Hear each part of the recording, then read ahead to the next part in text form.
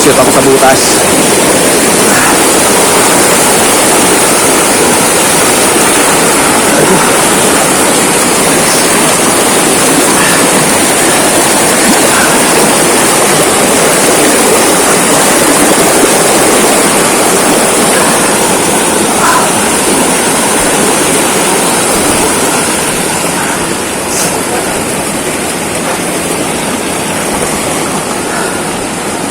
Ay, grabe ang linaw ng tubig, oh.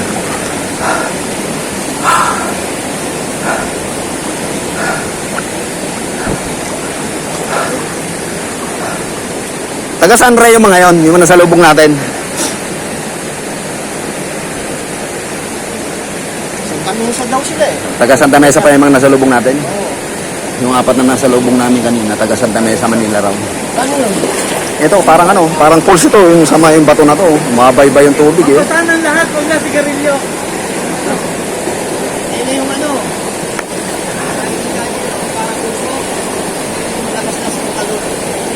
Malapit na raw kami sa pinakatalon mismo. Nasa ano na tayo? Mga 80%, 90%. Ano? Almost here na. Ayan na, pag-isa ito. Parang ang binaybay namin, ewan ko kung may battery pa ako. Yung tinatahak namin, nasa ano na, nasa 80% na kami. Grabe. Grabe yun. Ay, may butas. May butas pala sila sinisilip doon. Ang laki. Kasi laki na karino lang butas, malalim. Baka may anaconda dyan, pare. 90% na tayo. Kakaya tumatakot tubig.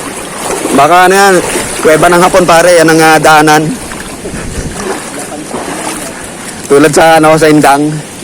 May daan na ganon. Ang daan ni sa ilalim ng tubig. Yan, pag hindi natin dyan, yan yung pala. Okay. At least, patag na yung dadaanan. Eh, nakikita nyo yung harapan ko. Hindi tulad sa unang pinanggalingan namin na talagang mga boulders, eh.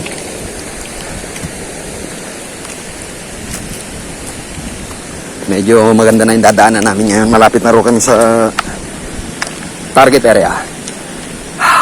Pero mga dondi yung nilaman natin, kaming kalayo, meron pa ulit ng talon. Kalimutan mo, Ray, yung mga bagay na yan, kalimutan mo na.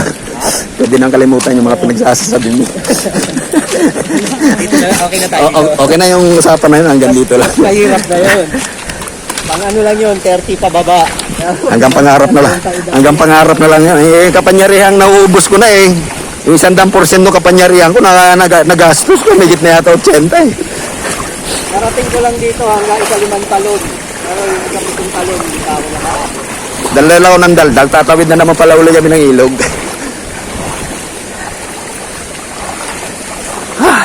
Tawid na naman sa kabila. Okay, so mamaya na lang uli. Ate, may mga tumatagas yung tubig, oh. Oh. May tubig na bumabaybay sa mga bato-bato. Ang lapad, oh. Hanggang dito. Solid na bato yan, yung tinatagasan ng tubig.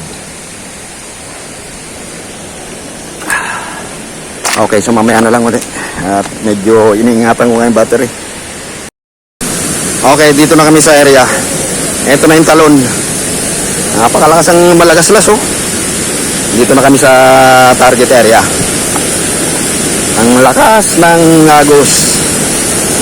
Ang lakas ng dagundong. Oh.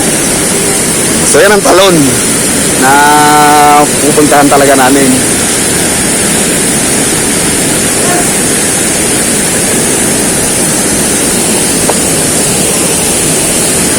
Ang linaw ng tubig. Kitang-kita mo yung ilalim talaga. Ha? Paano ka aakyat dyan? Ito dadaanan ko, pupunta ron.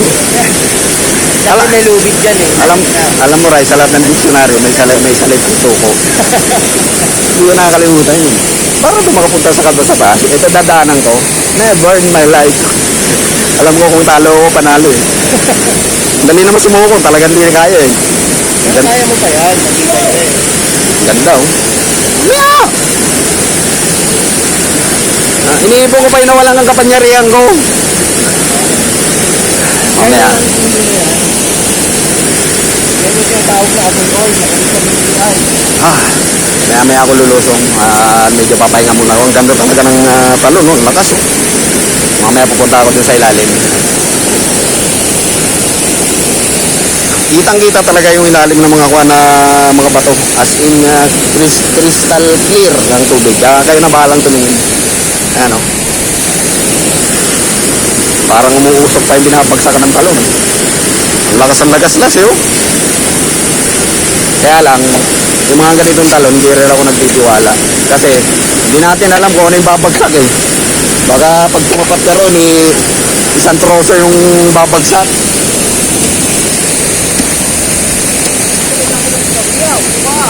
Siguro ang ganda dyan, no? May napunta ron sa talon mismo? Doon sa ano? Walang trosong kasama? O kaya isang buko lang ng nyog. Ano? Walang ano doon, walang harang.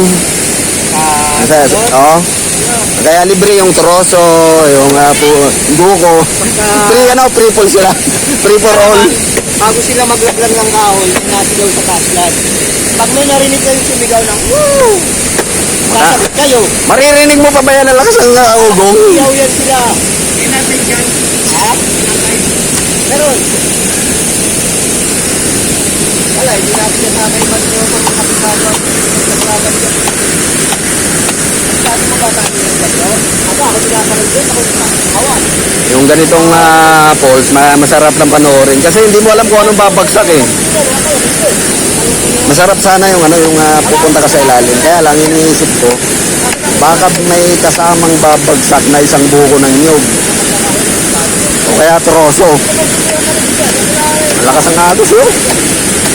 Siguro ko tansya ko ng talon na ito nasa mga 20 feet siguro.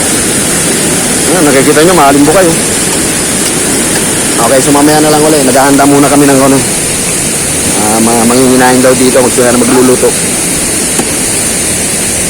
Okay, mamaya na lang ulit. Okay, so pahintayin muna kami ngayon. Ang oras ngayon, 11:45 ng tanghali. Yung tropa, nagluluto ngayon dito sa saing. Shoutout ka? Ang pangalan mo, Toy? Arlon. Arlon. Ang kasama namin, ito ang aming pinaka-guide dito, si Arlon. Shoutout ka? May gusto kang nakakamusta, eh. Binabati ko yung mga ano dyan. Baka meron kang sa loob, eh. Meron kang karas sa lugar mo. Ito ipabot sa pamahalaan. Pagkakataon mo na to. Taka na wala na. Huhuli na ng NBI na Okay, so yung tropa naman ang pupuntahan ko. At nire-request na kuhanan ko sila ng kuhan ng Biron.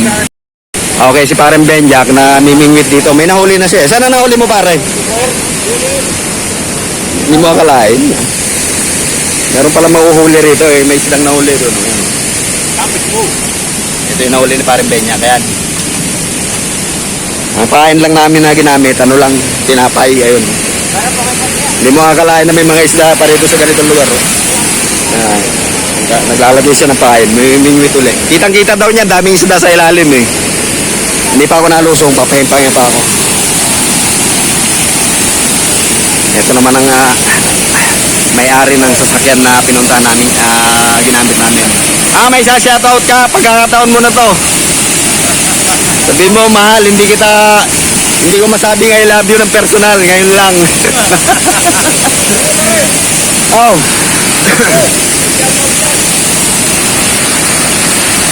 Hindi ka umawak sa bato eh. Oo nga, pare. Ito sinesinyas kanina ni Junil, eh. Mukhang tao yung yung bato.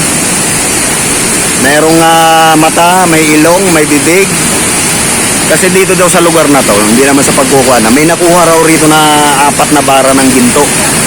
Then, yung loob ng talon na yan, yung sa likuran daw niyan, merong may kadenang malaki na nakabaon. Ha? Oo, shoutout mo na lahat ng gusto mong sabihin. Sino doon? Sino sa Jimat? Ilinaw mo.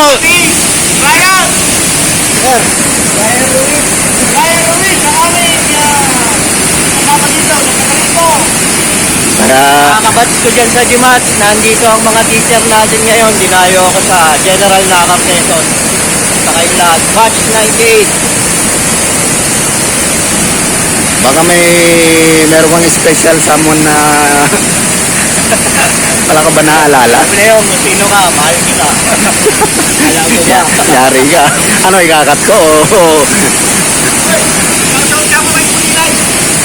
Oo, kay Pulingay, Bonbon, para nakaabot ka rito. Saka ibang tropa dyan na teacher ng Tiban. Bilib kami sa plano mo. Ang galing. Anytime, pwede kayo bumalik dito sa akin. Basta kayo. Ang galing ng plano mo, Bunay. Ikaw ang wala ngayon. Ang tagal ng preparasyon. Ikaw ang team leader, ikaw yung hindi nakasama.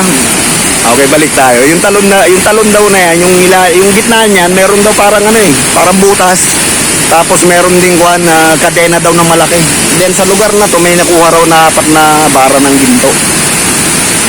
Ngayon, titingin-tingin ako ng mga kuan, mga treasure ano. Tawag dito ko mga treasure na mga sinyalis baga. Itong batong nakukuha ko. Kung doon daw ako pupesto kay Junel.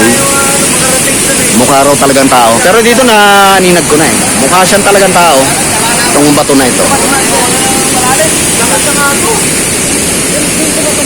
Sa palagay ko talaga may ano daw talaga rito eh. Meron daw talaga rito binaon na kayamanan eh.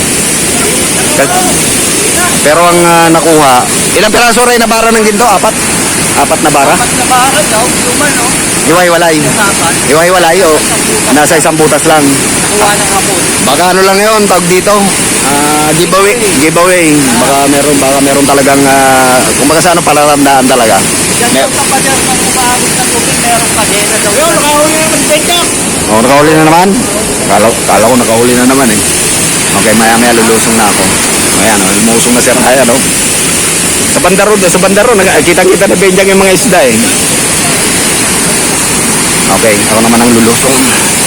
Problema ko, wala akong cameraman.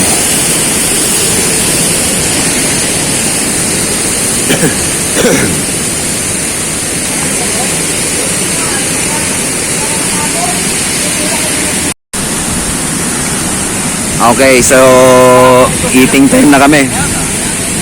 Kakain na raw kami. Ito ang aming kakainin dito ng tropa. Ngayon ay ano na, 12:45 ng tanghali. 12:45? Oo, 12:45 na.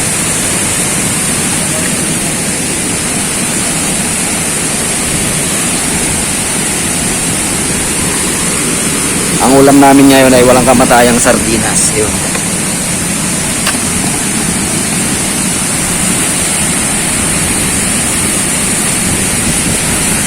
Ay.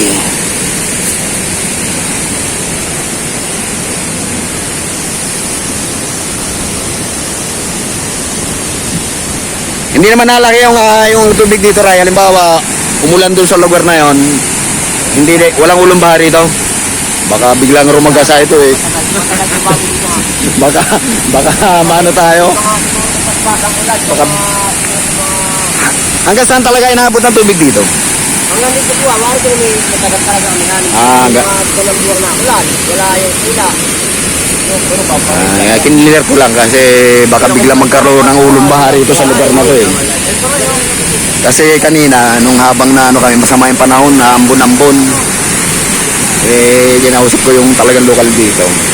Ay, dito raw sa lugar na to, umaabot ang tubig just in case na tawag dito, nung magkaroon ng malakas na agos. Hanggang dito lang daw ang tubig sa lugar na ito. So ito yung gagamitin namin. Gagawa kami ng lamesa. Ay. Iniiyaw mo na yung niluto mo. Sige. Ito yung aming lamesa. Ibabaw ng bato. Yan. Saan ka pa nakakita? Dito po. Kahit sinong mayaman sa Pilipinas, walang lamesang bato. Kami lang. Kain daw muna kami. May kanya-kanyang bato na eh, oh. Ang taas ng lugar, oh. Ayan ang lugar na halos sa tingin ko, ano to eh, mga 85 to 90 degrees ang slope na ito. Hindi kaya, ewan ko kung may makakaya makakyat dito sa lugar na yan. Oh. Ang taas, wala nasa ano kami nasa ilalim. Oh, ganyan ang pagbubukas ng sardinas. Ulit mo, Ray. Wala tayong... Corn beef, hindi naman sardinas. Corn beef daw, tunay na ano. Puro-puro. Baka naman may easy open, baka easy open ka niyan ha. Legal na ano yan, Boy Scout yan. Asin. Yan. Ulam na. May sili pa, may kasama pa sili ha. Ito ang aming tanghalian ngayon. Si Benjak doon nag-iiyaw ng kanyang kanyang nahuling isda. Sayang yung pagod mo. Hi! Ilang. Bye! Pasibal! Sus Pinos, Del Ibe, Sus, Amen. Oh, attack. Ay tayo. Pagbilan mo pang ano.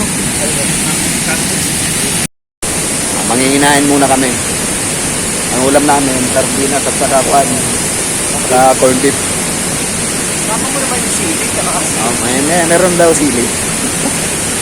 Okay, so maya na lang muna ulit. Kami mga kakain muna. Para may inis pa rin, maya na ako. Uusap tayo. Yun lang. Teammate, yes. Do your best. Akala ko may iniyaw mo yung isda mo. Iniyaw daw niya yung isda na nahuli kanina. Parang pwede na yun. Nadapuan na ng baga, pwede na yun. Okay, kakain na rin muna ako. Maya na lang muna ulit. At wala kaming cameraman dito.